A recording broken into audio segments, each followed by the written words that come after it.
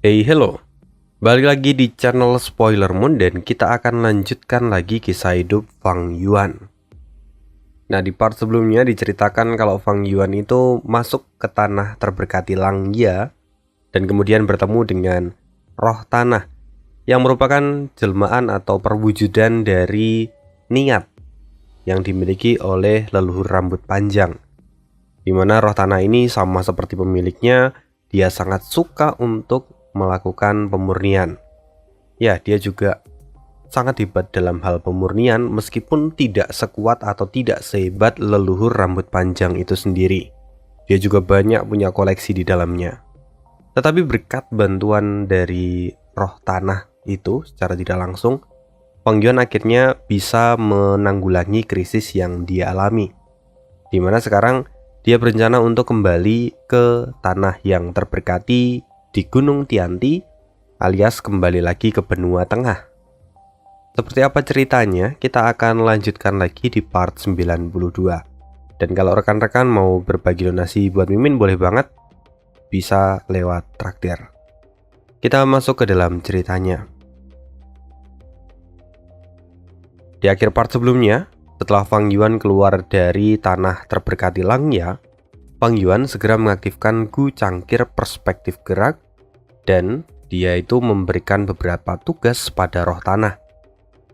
Lalu setelah beberapa kali bertukar Gu perspektif gerak, Fang Yuan akhirnya mampu mengirimkan Gu penghubung surga dan juga Gu gerbang bintang.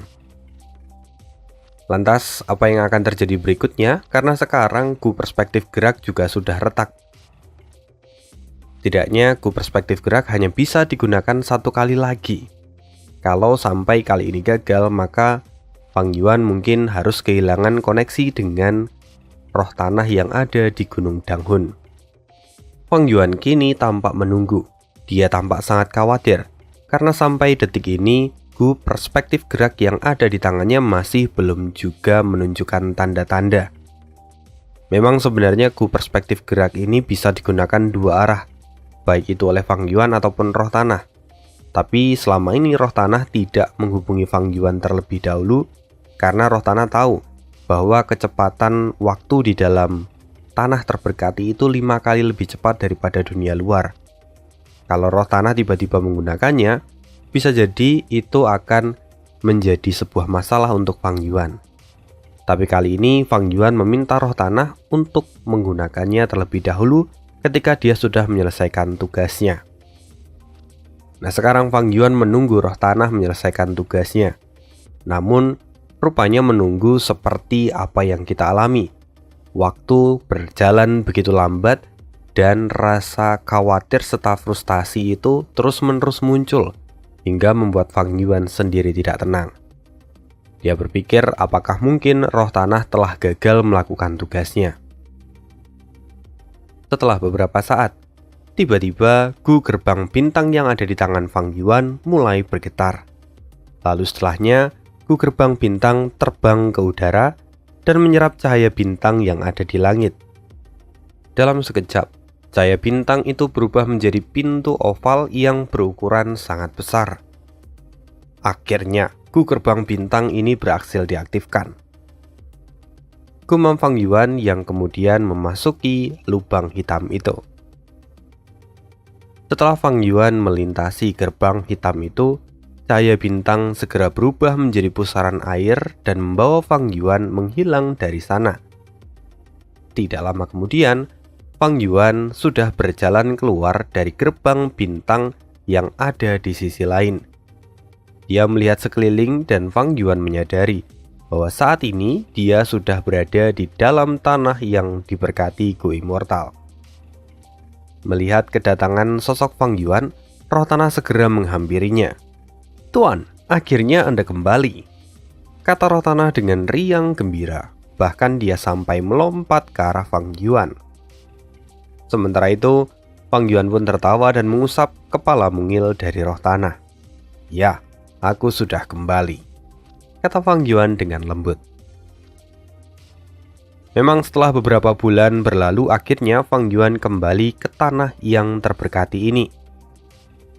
Sementara itu, roh tanah pun menjadi sangat bersemangat. Bagaimanapun aliran waktu di dalam tanah ini berjalan 5 kali lebih cepat daripada dunia luar. Jadi, meski Fang Yuan baru menghabiskan beberapa bulan di dataran utara, tapi bagi roh tanah, Fang Yuan itu sudah pergi selama 1 tahun lebih. Setelah menyapa roh tanah, Fang Yuan pun segera membalikkan badan dan melihat gerbang bintang itu. Rupa-rupanya, gerbang bintang yang terbentuk di tanah terberkati Gu Immortal ini ukurannya jauh lebih kecil jika dibandingkan dengan gerbang bintang yang ada di Danau Sabit di dataran utara. Saat melihat gerbang bintang itu, Fang Yuan kembali memikirkan berbagai hal. Pada dasarnya, Gu gerbang bintang tidak terbagi menjadi Gu utama dan Gu bagian lainnya. Sehingga untuk mengaktifkan Gu gerbang bintang ini memerlukan banyak Primeval Essence. Bahkan seorang Master Gu peringkat 5 saja terkadang gagal mengaktifkannya. Dan hanya esensi abadi yang bisa menggunakan Gu ini secara terus-menerus. Untungnya, aku bisa meminta roh tanah untuk mengaktifkannya terlebih dahulu. Sehingga saat mengaktifkan bagian yang lain yang kupegang, aku tidak memerlukan Primeval Essence. Namun, selain membutuhkan Primeval Essence dalam jumlah yang besar, untuk mengaktifkan gerbangnya juga memerlukan cahaya bintang dalam jumlah yang besar juga. Meskipun setiap malam di dataran utara langit selalu dipenuhi oleh bintang, tapi di dalam tanah terberkati ini cahaya bintang jauh lebih rendah. Bahkan satu-satunya sumber cahaya itu hanya berasal dari kunang-kunang cahaya bintang. Fang Yuan memikirkan semua itu dalam hatinya, dan kini tatapannya tertuju pada sekelompok Gu kunang-kunang cahaya bintang yang berterbangan di udara. Gu kunang-kunang cahaya bintang itu adalah sebuah Gurom peringkat 3 yang ukurannya kecil seperti kunang-kunang normal. Tapi, setelah diaktifkan, Gu kunang-kunang cahaya bintang itu akan memancarkan cahaya bintang biru yang murni. Karena di dalam tanah yang diberkati ini tidak memiliki banyak cahaya bintang, karenanya roh tanah membeli 500 buah Gu kunang-kunang cahaya bintang. Meskipun jumlah itu terkesan sangat banyak, tapi setelah penggunaan 1 kali, ada 32 ekor yang kini sudah mati. Selain itu, untuk mempertahankan gerbang bintang itu juga memerlukan 1 Gu kunang-kunang cahaya bintang tiap menitnya. Setelah melihat semua itu, akhirnya Fang Yuan memerintahkan roh tanah untuk menonaktifkan Gu gerbang bintang untuk saat ini. Roh tanah mengikuti perintah dari Fang Yuan. Setelah itu, Fang Yuan kemudian berkata lagi, "Gu gerbang bintang ini akan kuserahkan padamu. Jagalah baik-baik. Jika suatu saat aku membutuhkannya, aku akan menghubungimu dengan menggunakan Gu cangkir perspektif gerak." Setelah mendengar itu, roh tanah pun segera menyimpan Gu gerbang bintang ke dalam saku kecil pada gaun yang dia kenakan. Sementara itu, Gu gerbang bintang milik Fang Yuan yang diaktifkan di dataran utara kini terletak di suatu padang rumput dan dijaga ketat oleh kawanan serigala Fang Yuan. Sesaat kemudian, roh tanah kembali berkata, "Tuan, sesuai instruksi Anda, saya sudah menggunakan resep Gu Immortal dan menukarkannya dengan Gu kunang-kunang cahaya bintang. Namun setelah semua transaksi itu selesai, sekarang hanya tersisa 2 buah anggur esensi abadi." Setelah berkata demikian, roh tanah pun segera memberikan anggur esensi abadi itu pada Fang Yuan. Jika Primeval Stone normal bentuknya lonjong dan berwarna abu-abu, akan tetapi anggur esensi abadi itu bentuknya bulat dan menyerupai kristal giok yang berwarna hijau. Sebenarnya, batu esensi abadi ini sangatlah berharga karena ia dapat digunakan untuk memulihkan esensi abadi sekaligus sebagai mata uang dari para Gu Immortal. Namun sayangnya, hanya istana surgawi yang bisa menghasilkan batu esensi abadi. Selain itu, hanya Gu Immortal lah yang bisa menghasilkan batu esensi abadi. Setelah mendengar laporan dari roh tanah, Fang Yuan hanya tersenyum sambil menghela nafas. Bagaimanapun, 1 buah batu esensi abadi itu setara dengan 200 juta Primeval Stone biasa. Lalu setelahnya, Fang Yuan segera mengambil kedua batu esensi abadi itu dan kemudian berkata, Sekarang ayo kita kembali ke Gunung Danghun. Mendengar perkataan Fang Yuan, roh tanah pun menjadi sangat senang. Lalu saat kemudian roh tanah memegang tangan Fang Yuan dan berteleportasi menuju istana Danghun. Setibanya di dalam istana Danghun, Fang Yuan segera memberikan perintah. Sekarang cepat aktifkan Gu penghubung surga. Fang Yuan melakukan semuanya dengan sangat cepat, lantaran dia sendiri meninggalkan Gu gerbang bintang di dataran utara. Dan meski semua itu dijaga oleh para serigalanya, namun Fang Yuan tetap tidak bisa bersantai-santai sedikit pun. Seiring berjalannya waktu, masalah lain pasti akan segera muncul. Sehingga Fang Yuan pun harus bertindak dengan sangat cepat dan memanfaatkan waktu dengan sangat efisien untuk menyelesaikan semua masalah ini. Lalu sesuai instruksi Fang Yuan, roh tanah segera mengaktifkan Gu penghubung surga. Dan sesaat kemudian, muncullah sebuah cermin yang menampilkan berbagai gambar objek yang ada di dalam harta karun surga kuning. Di sana terlihat ada banyak Gu worm, kelompok binatang buas, varian manusia yang bermutasi, tumbuh-tumbuhan langka, anggur berkualitas, dan yang lainnya. Namun, tidak hanya gambar, tapi di masing-masing gambar juga tertera gambar yang dipasang oleh penjualnya. Lalu di salah satu bagian di sana juga terlihat Gu kunang-kunang cahaya bintang. Melihat itu, roh tanah pun segera berkata, "Tuan, ini dijual oleh Star-Lord Wang Xian." Fang Yuan kemudian berkata pada roh tanah, "Gu kunang-kunang cahaya bintang tidak bisa berkembang biak. Maka katakan pada penjualnya, aku butuh kunang-kunang cahaya bintang biasa dalam jumlah yang besar." Roh tanah pun segera mengangguk dan menyampaikannya. Lalu dia berkata lagi, "Tuan, Star-Lord Wang Xiang mengatakan kalau dia tidak mau menjual kunang-kunang cahaya bintang yang biasa."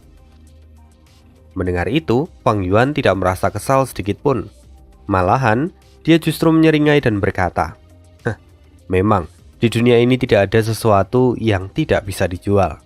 Jika itu tidak dijual pada kita, itu artinya apa yang kita tawarkan terlalu rendah baginya." Nah, ini adalah pembelajaran perdagangan dari Fang Yuan hari ini, bahwa kalau misalnya tidak dijual, itu artinya penawaran kita aja yang terlalu murah. Yaitu bisa menjadi pemahaman baru untuk kita ya. Setelah mengatakan itu, Fang Yuan kembali mengingat sebuah resep Gu immortal lainnya yang ia ketahui. Lalu kemudian menuliskan resep tersebut dan melemparkannya ke dalam Gu penghubung surga. Setelah resep itu melewati Gu penghubung surga, tiba-tiba di dalam harta karun surga kuning, semua potongan resep itu menunjukkan cahaya harta karun berwarna pelangi yang terlihat sangat indah. Melihat perubahan ini, Fang Yuan pun tersenyum dan kembali berkata pada roh tanah, "Katakan padanya, jika harga resep ini bisa kita negosiasikan." Memang benar bahwa meskipun Fang Yuan itu hanya menuliskan resep sisa yang belum pernah dibuktikan keberhasilannya, tapi selama itu adalah resep Gu immortal, pasti akan menarik banyak perhatian dari para master Gu immortal. Dan memang benar, tidak butuh waktu lama. Segera para master Gu immortal langsung mencoba berkomunikasi dengan roh tanah. "Tuan, ada banyak master Gu immortal yang menanyakan harga dari resep Gu ini." Lalu Fang Yuan pun menjawab, "Katakan pada mereka, jika resep ini bisa dijual pada mereka semua. Tapi mereka harus mengantri satu persatu. Katakan juga pada mereka, jika sebagai gantinya, kita menginginkan setidaknya 100.000 kunang-kunang cahaya bintang," kata Fang Yuan. Setelah roh tanah menyampaikan pesan dari Fang Yuan, tiba-tiba seorang wanita Gu immortal yang bernama Pri Yao Guang mengatakan jika dia memelihara banyak kunang-kunang cahaya bintang di dalam tanah terberkati miliknya, dan dia ingin menukarkannya dengan resep sisa yang dipasang oleh Fang Yuan. Mendengar itu, Fang Yuan jelas tersenyum, karena memang semuanya berjalan sesuai dengan yang ia rencanakan. Bahkan, Star-Lord Wang Xian juga mengubah sikap dan pikirannya. Dia pun ingin menukarnya dengan kunang-kunang cahaya bintang miliknya. Selain itu juga, ada seorang masterku immortal yang bernama Di Yuan, yang mana dia juga mengatakan kalau dia memiliki banyak kunang-kunang cahaya bintang.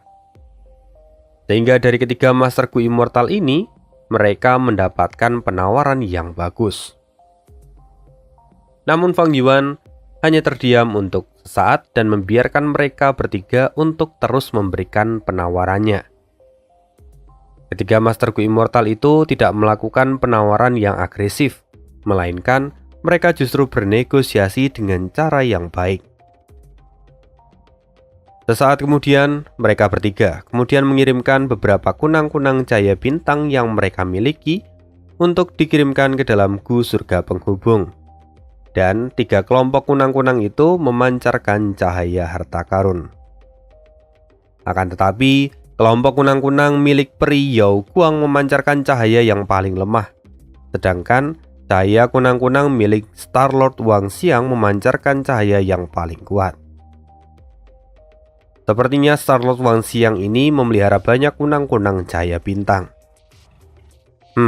Sepertinya aku ingat bahwa di kehidupanku sebelumnya, setelah Gu Gerbang Bintang muncul, Star-Lord Wang Xiang lah yang menjual Gu kunang-kunang cahaya bintang dalam jumlah yang besar, dan dia juga mendapatkan banyak batu esensi abadi, kata Fang Yuan dalam hatinya. Lalu Fang Yuan kembali teringat akan kenangan kehidupannya yang sebelumnya, bahwa saat itu setelah kemunculan Gu Gerbang Bintang, harga penjualan dari Gu kunang-kunang cahaya bintang juga ikut meningkat secara drastis. Bahkan hal itu membuat harta karun surga kuning tidak lagi menjual kunang-kunang cahaya bintang yang biasa, melainkan dia hanya menjual Gu kunang-kunang cahaya bintang dengan harga yang sangat mahal.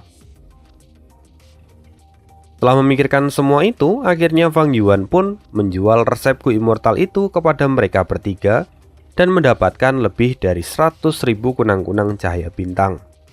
Fang Yuan berpikir bahwa selama dia bisa mengembangbiakan kunang-kunang itu, maka seiring berjalannya waktu mereka akan memproduksi Gu kunang-kunang cahaya bintang dengan jumlah yang besar di masa depan. Dia tidak perlu lagi membayar mahal untuk mendapatkan Gu ini. Namun sekarang, meski Fang Yuan sudah membeli lebih dari 100.000 kunang-kunang cahaya bintang, Fang Yuan menemukan masalah baru, yaitu Fang Yuan masih harus memikirkan bagaimana cara memberi makan para kunang-kunang itu. Lalu tiba-tiba Star-Lord Wang Xiang memberikan sebuah pesan. Kunang-kunang cahaya bintang memakan rumput pecahan bintang. Kebetulan aku memiliki banyak rumput pecahan bintang dalam jumlah yang besar dan aku bisa menjualnya padamu, kata Star-Lord Wang Xiang. Setelah itu Fang Yuan meminta roh tanah menyampaikan pesannya jika Fang Yuan lebih membutuhkan benih serta ilmu dalam beternak kunang-kunang cahaya bintang. Lalu kemudian Peri Yao Guang, Di Yuan, dan Star-Lord Wang Xiang ketiganya mengirimkan dokumen ke dalam harta karun surga kuning. Kali ini dokumen milik Peri Yao Guang justru yang paling terang. Peri Yao Guang mengatakan, "Aku paling suka menanam rumput, dan aku sengaja membuat sebagian kunang-kunang cahaya bintang memproduksi rumput pecahan bintang sendiri. Jika kamu mengikuti instruksiku, maka kamu tidak akan mengalami kerugian." Mendengar itu Fang Yuan pun tersenyum. Dan Fang Yuan juga berkata dalam hati, "Sekarang roh tanah Langia sudah mendapatkan resep Gu Gerbang Bintang. Besar kemungkinan jika dia akan kembali menyempurnakan Gu itu dan menjualnya ke harta karun surga kuning. Setelah Gu Gerbang Bintang dijual di harta karun surga kuning, maka informasi seperti ini tidak akan bisa didapatkannya dengan mudah." Setelah berpikir demikian, Fang Yuan pun kembali meminta roh tanah untuk menyampaikan pesannya kalau Fang Yuan akan membeli ketiga dokumen itu dan kemudian menggantinya dengan batu esensi abadi. Karena harga dari batu esensi abadi itu sangatlah tinggi, sehingga Fang Yuan bisa membeli ketiga dokumen itu hanya dengan 3/4 dari satu potong batu esensi abadi. Lalu setelah membeli ketiganya, Fang Yuan pun segera membuka dokumen itu. Di Di sana tertulis banyak penjelasan seputar kunang-kunang cahaya kuning. Setelah membaca ketiga dokumen itu, Fang Yuan menggabungkan semua informasi yang ada di sana dan menutupi kekurangan satu sama lain. Dan setelah mengingat semua itu, dalam sekejap Fang Yuan kini sudah seperti seorang ahli budidaya rumput pecahan bintang. Dengan semua informasi ini, aku akan menjadi penjual kunang-kunang cahaya bintang yang sukses di masa depan. Dan saat grup gerbang bintang itu menjadi populer, aku akan menghasilkan banyak uang, pikir Fang Yuan. Tapi tidak berhenti di sana. Setelah masalah tentang kunang-kunang cahaya bintang itu selesai, Fang Yuan kembali memikirkan langkah berikutnya. Fang Yuan tidak melupakan kalau dia masih harus mengumpulkan 4 jenis anggur yang kualitasnya baik. Dan saat ini, Fang Yuan sudah berhasil mengumpulkan 3 anggur dengan kualitas yang tinggi. Fang Yuan berencana untuk mencari satu lagi di dalam harta karun surga kuning. Tetapi, saat Fang Yuan ingin membeli anggur itu, tiba-tiba suasana di dalam harta karun surga kuning berubah menjadi memanas. Seorang Gu Immortal menjual Gu Immortal, teriak roh tanah. Kemudian, cermin di depan mereka bersinar dan menunjukkan gambar dari sebuah Gu Immortal. Rupa-rupanya, itu adalah Gu perjalanan ilahi yang sangat ingin disempurnakan oleh Fang Yuan. Fang Yuan memang menginginkan Gu ini untuk menyempurnakan Gu Aperture kedua, yaitu adalah bahan dasarnya. Sebelumnya, Fang Yuan tidak jadi menyempurnakan Gu Aperture kedua dan justru menjadikan Gu perjalanan abadi. Melihat tampilan di cermin itu, Fang Yuan pun tidak terkejut.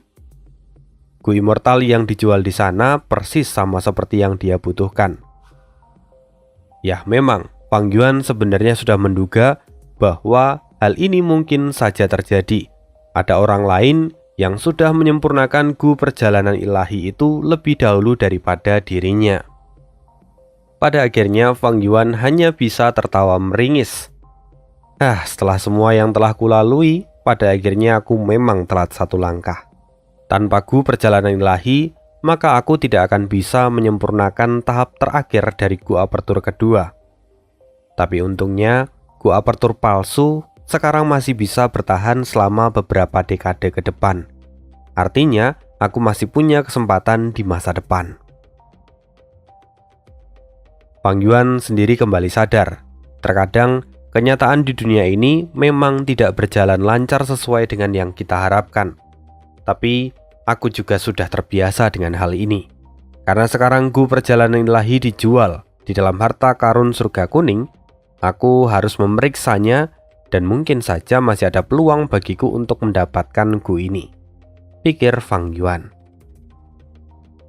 Memang benar bahwa meski harta karun surga kuning adalah pasar transaksi terbesar di antara para Gu Immortal, namun kejadian di mana ada seorang menjual Gu Immortal itu hampir mustahil terjadi. Sehingga saat ini, penjualan Gu perjalanan abadi itu menimbulkan banyak keributan dalam harta karun surga kuning. Sementara itu, Fang Yuan terus menatap Gu penghubung surga di depannya dan menyelidiki penjual dari Gu perjalanan ilahi ini. Elder Yan Xi yang menjual Gu perjalanan ilahi ini.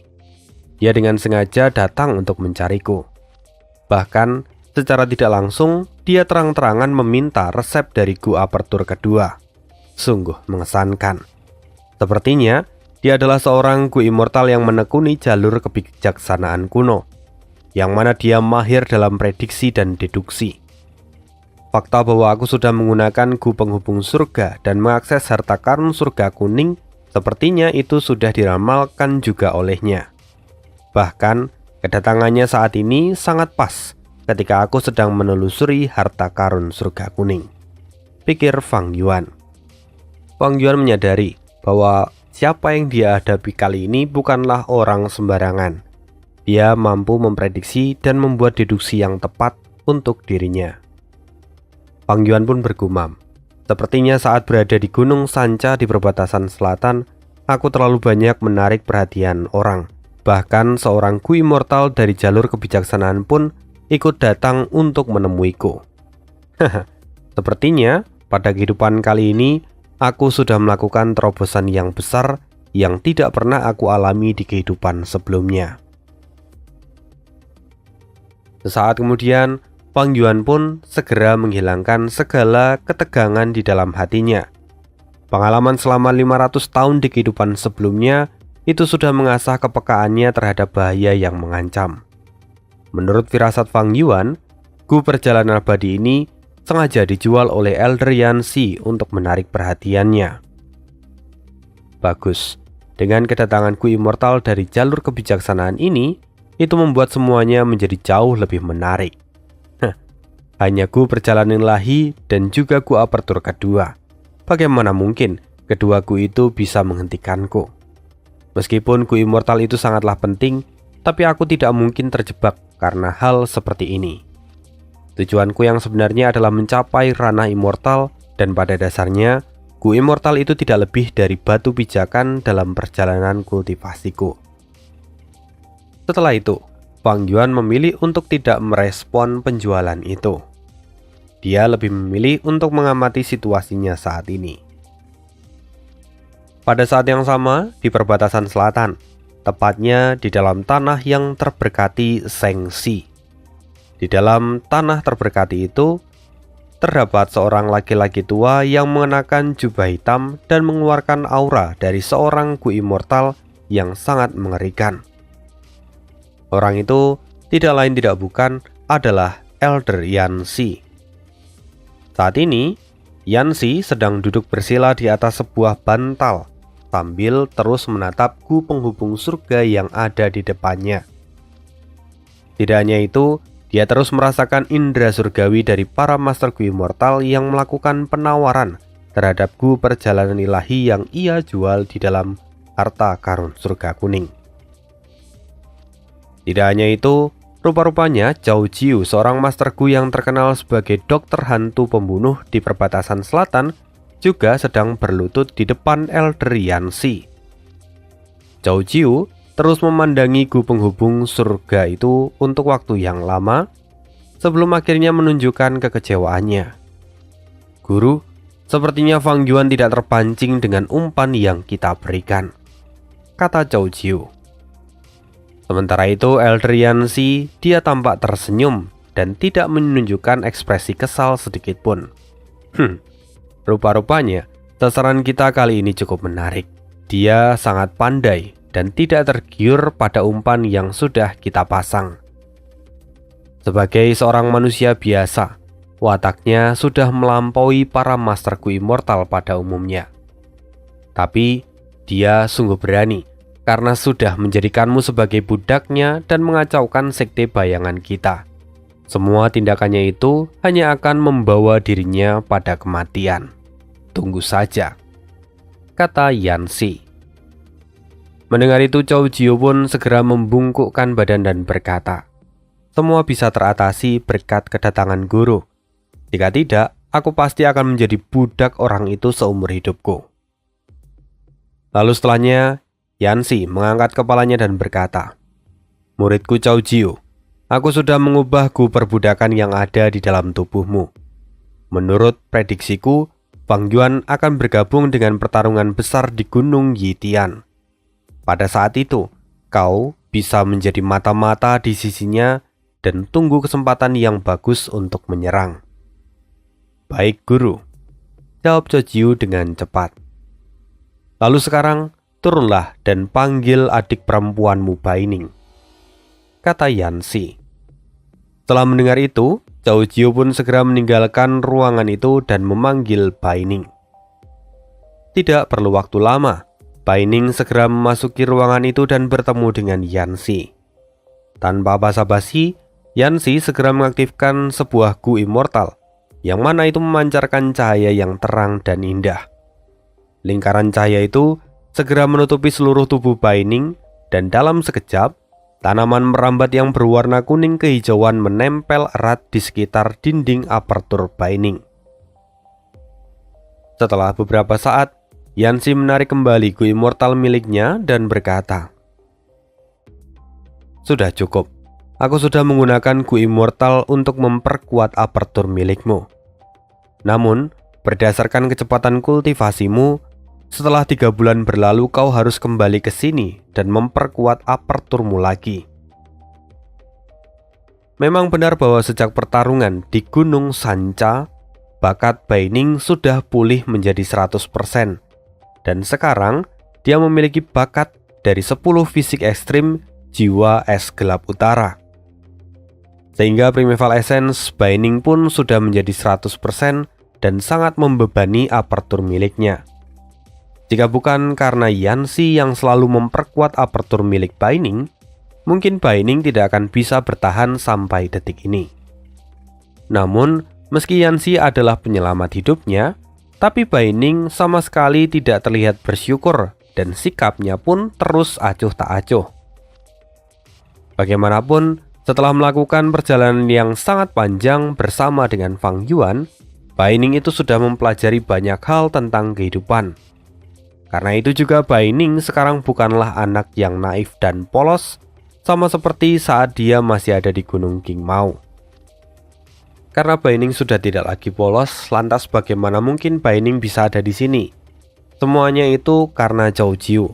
Setelah disembuhkan, Zhao Jiu kemudian menceritakan pada gurunya tentang Baining. Dan setelah mendengar semua tentang Baining, Yancy pun segera berinisiatif untuk mencari Baining. Hingga akhirnya dia ditemukan dan diajak untuk bergabung dengan Sekte Bayangan. Sesungguhnya Baining itu menolak. Namun pada akhirnya dia bekerja sama karena Baining berpikir bahwa ini semua adalah sebuah transaksi. Jadi apa yang dilakukan oleh Yancy kali ini, bagi Baining semua itu tidak lebih dari harga yang memang sudah layak untuk dia terima. Sebelum Baining pergi, Yancy kembali berkata, "Baining, jika kamu membuat sumpah dengan tulus dan setia pada Sekte Bayangan kami, maka aku akan mengembalikan tubuhmu menjadi laki-laki." Mendengar tawaran itu, Baining sama sekali tidak tertarik dan dia kembali menjawab dengan tegas, "Tidak perlu. Kau membantu menekan apertur milikku, dan aku bersedia bergabung dengan Sekte Bayangan untuk sementara waktu.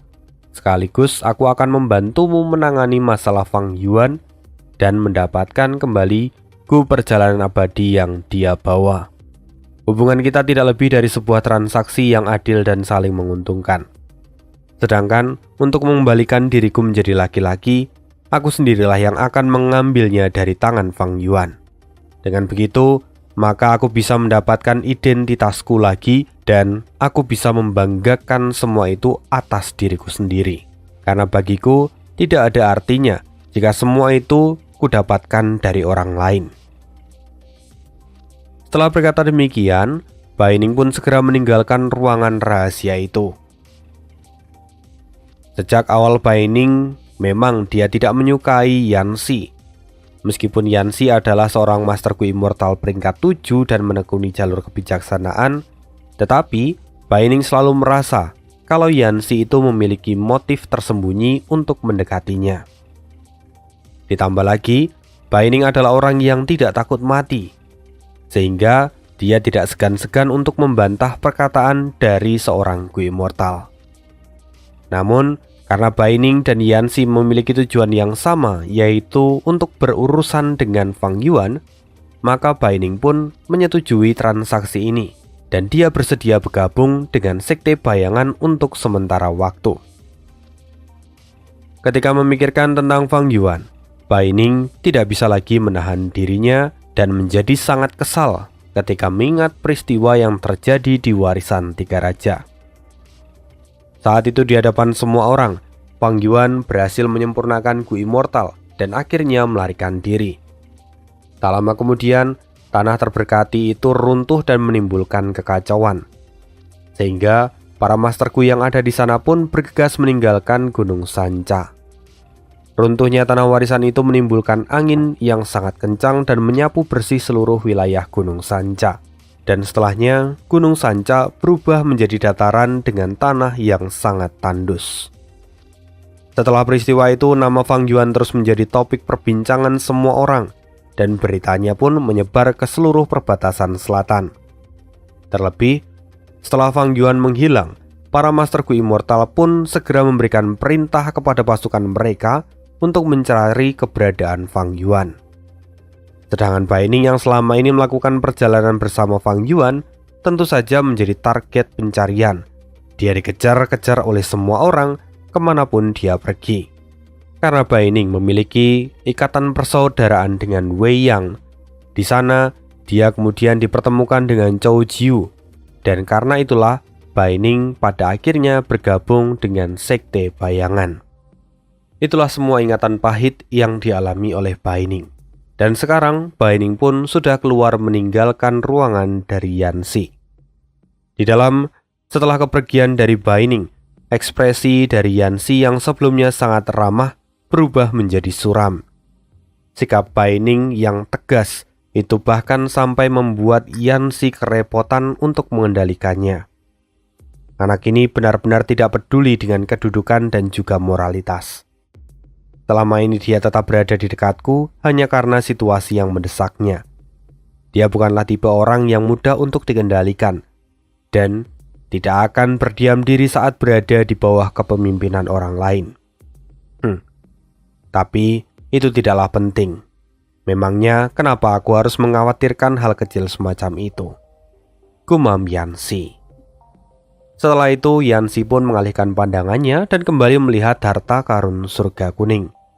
Dan pada saat yang sama, sang immortal yang memperkenalkan dirinya dengan nama Langya mengatakan kalau dia memiliki resep Gu Apertur kedua dan ingin menekarnya dengan Gu Perjalanan Ilahi.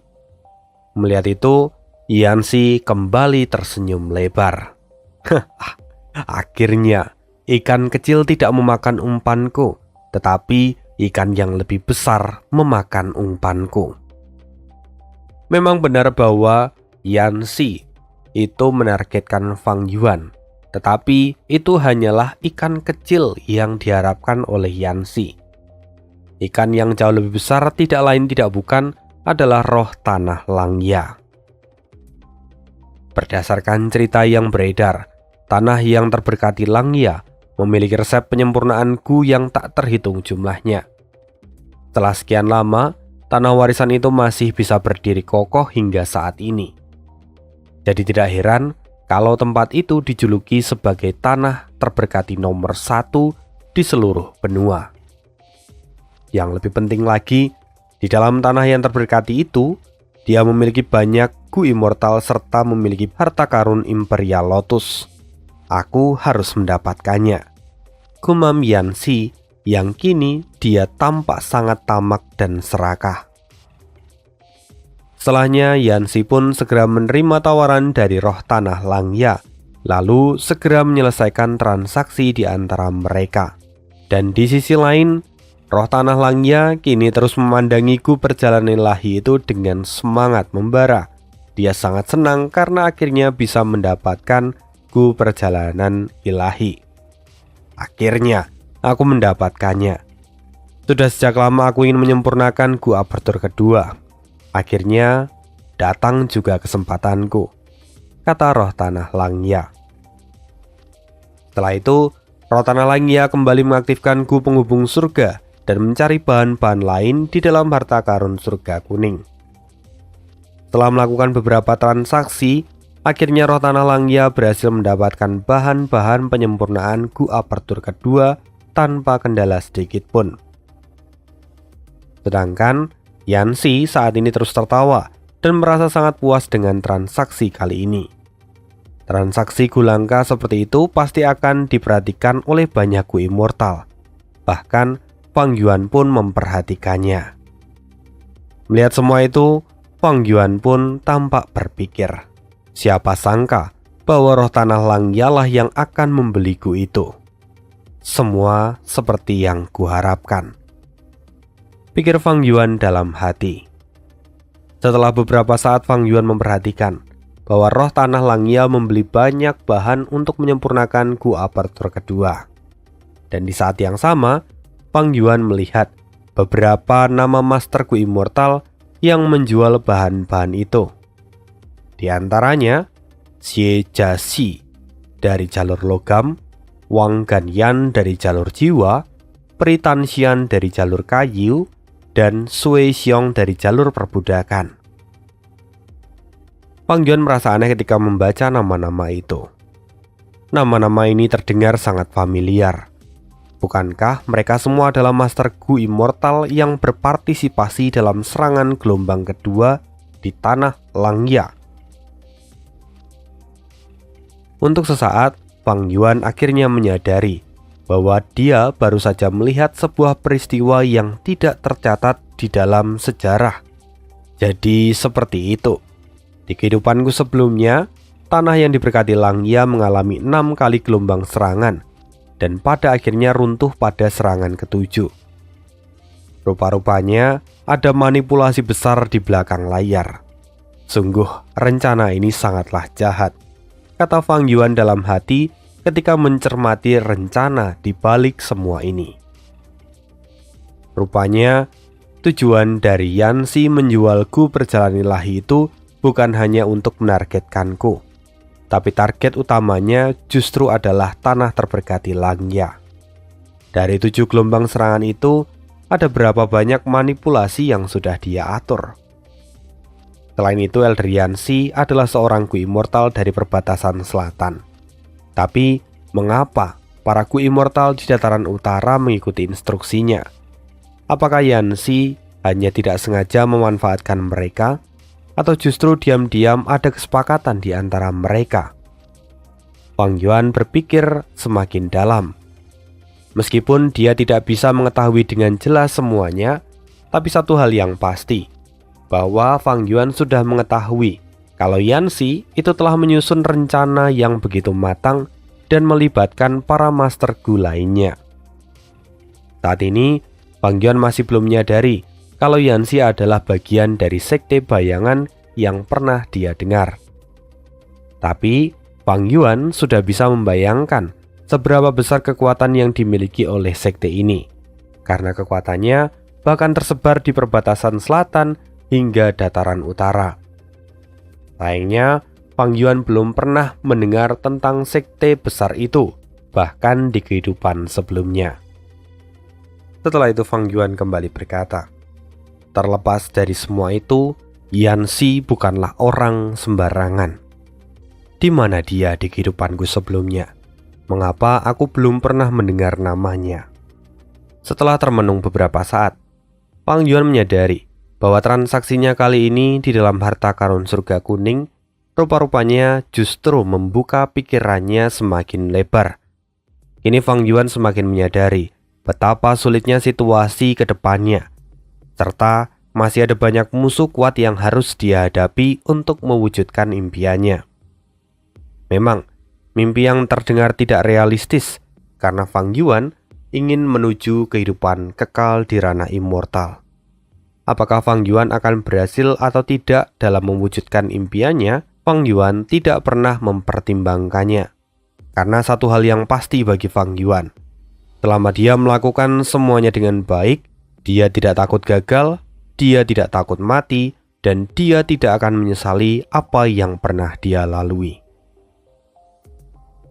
Menyadari semua itu, Fang Yuan pun kini tersenyum, dan tatapannya mengandung arti yang sangat mendalam. Sekarang, saatnya kembali menyusun strategi. Sudah waktunya untuk membeli Gu Relik, kata Fang Yuan yang menutup ceritanya hari ini.